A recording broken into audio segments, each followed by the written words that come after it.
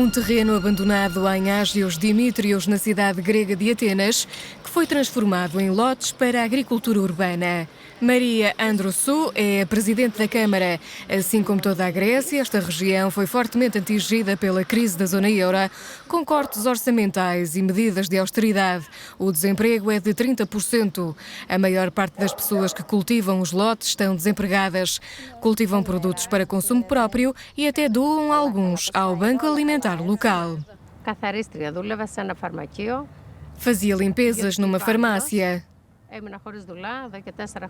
E perdi o meu emprego há 4 anos.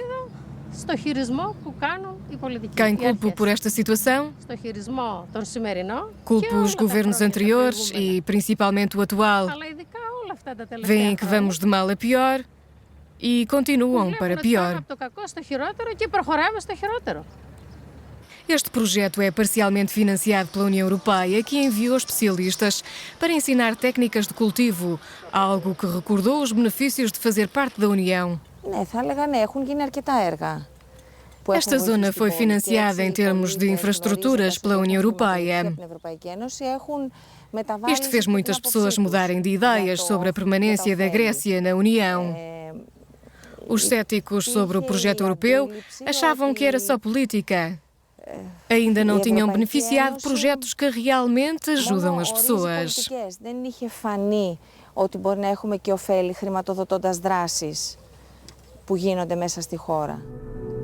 Financiar projetos que ajudam as pessoas. Este tem sido um dos pilares da União Europeia desde a sua criação há 60 anos. E a Grécia não foi exceção. Desde que entrou na União, em 1981, recebeu milhões de euros e continua a receber. Este jardim de infância é outro projeto financiado pela União Europeia no valor de 700 mil euros. O município financia o funcionamento diário da escola, mas a Presidente diz que sem os fundos da União não teriam conseguido construir esta escola e percebe porque é que muitos gregos acreditam que certos fundos da UE foram desperdiçados. Tem a ver com a forma como o dinheiro foi utilizado. Foi usado para projetos de desenvolvimento? Isso significa que criaram empregos e apoiaram a economia nacional? Ou será que o dinheiro foi para projetos que só traziam benefícios a curto prazo e nenhuma utilidade a longo prazo?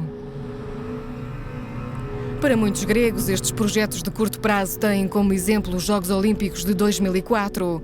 Os fundos da UE e os empréstimos bancários com uma baixa taxa de juro foram utilizados para transformar Atenas numa cidade olímpica, também com um novo metro, novos acessos e um novo aeroporto.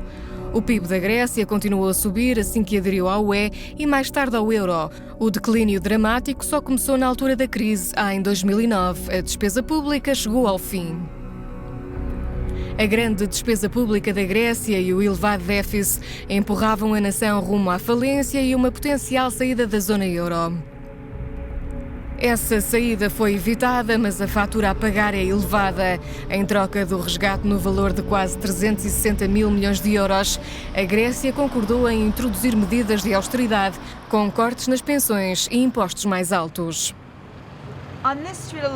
Só nesta rua, mais de 70 lojas e empresas fecharam portas. Os dias de glória de novos investimentos e empréstimos graças à adesão à zona euro pertencem ao passado. Mas o que aconteceu? O que deu errado? E haverá um culpado? Quem é o culpado da dívida pública da Grécia, que levou a 3 resgates consecutivos da União Europeia e do FMI em troca de reformas e austeridade? Empréstimos que a maioria dos gregos e até mesmo a maioria dos europeus acreditam que o país não vai conseguir pagar. O ministro das Finanças da Grécia, durante o primeiro resgate em 2010, diz que tanto a Grécia como a Europa são as culpadas da crise. A ironia e o problema que enfrentamos neste momento é que a economia diz-nos que precisamos de ir em direção a uma união mais coesa e completar esta construção que começou há 10 anos.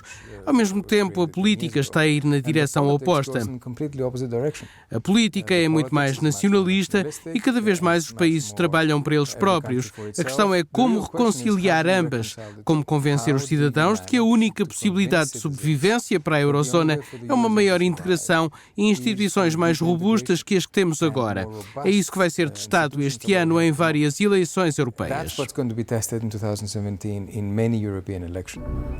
Tomar decisões difíceis para sobreviver, não só perante uma crise da zona euro, mas também uma crise de refugiados que ajudou a inflamar o populismo em toda a Europa e o euroceticismo entre alguns membros da União Europeia. A Grécia, como principal porto de entrada, juntamente com a Itália, tem suportado o peso dos refugiados. Estima-se que 46% destes refugiados em busca de asilo na Europa desembarcaram na Grécia no ano passado. Como alguns Estados-membros da União Europeia fecharam as fronteiras, os números na Grécia continuam a subir. Neste centro em Atenas, os refugiados estão à espera de serem transferidos para outros Estados da zona euro. Creio que Bruxelas e alguns Estados europeus demonstraram a sua solidariedade para com a Grécia relativamente à crise dos refugiados, mas penso que no futuro é preciso um maior equilíbrio, porque um país europeu que está a receber migrantes e refugiados só porque está na fronteira não pode lidar com a questão sozinho.